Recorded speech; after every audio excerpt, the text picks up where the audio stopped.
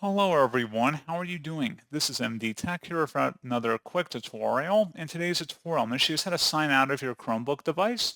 So this should hopefully be a pretty straightforward process here, guys. And without further ado, let's go ahead and jump straight into it.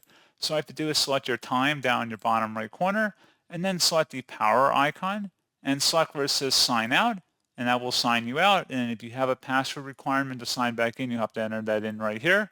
And that is pretty much it.